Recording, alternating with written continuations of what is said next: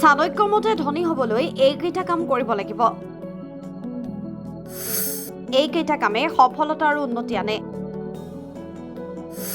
জীৱনলৈ ইতিবাচক বাৰ্তা কঢ়িয়াই আনে এইকেইটা কামে।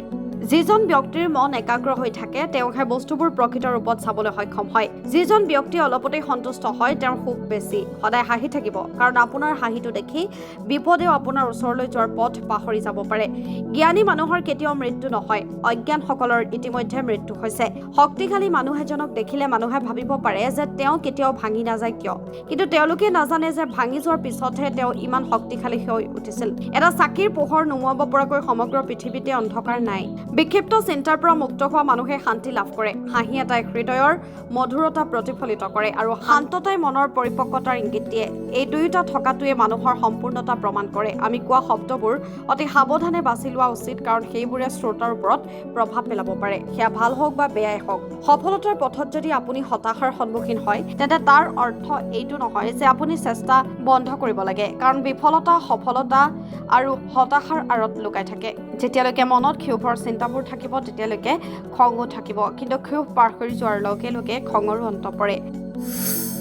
4টা কথা অনুসৰণ কৰিব পাৰিলে জীৱনত একোৱেই অসম্ভৱ নহয়।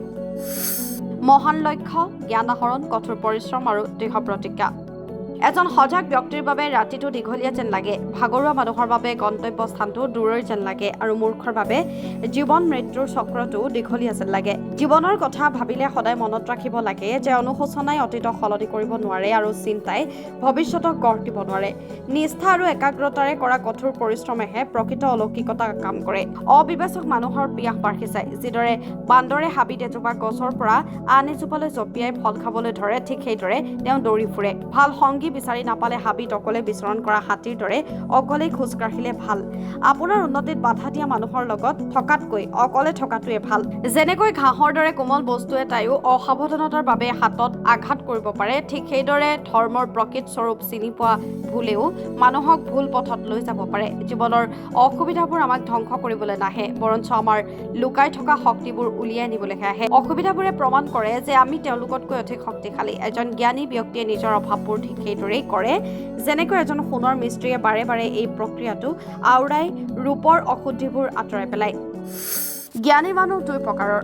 এজন যিজন বয়সীয়াল আৰু আনজন যিয়ে কম বয়সতে জীৱনৰ কষ্টৰ সন্মুখীন হৈছে। জীৱন যাত্ৰাত বিশ্বাসে পুষ্টি দিয়ে, ভাল কামবোৰ ঘৰৰ দৰে হয় আৰু মননশীলতাই নিৰাপত্তা প্ৰদান কৰে।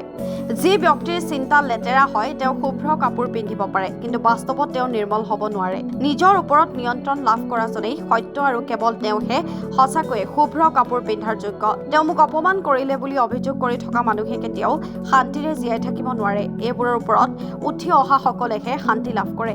বিশ্বাস ৰাখক আৰু এলাহ, ভয় আৰু বিভাজন ত্যাগ কৰক। সাহসী হৈ আত্মবিশ্বাস শিকি লওক আৰু আপুনি যি বিচাৰে সেয়া পাব।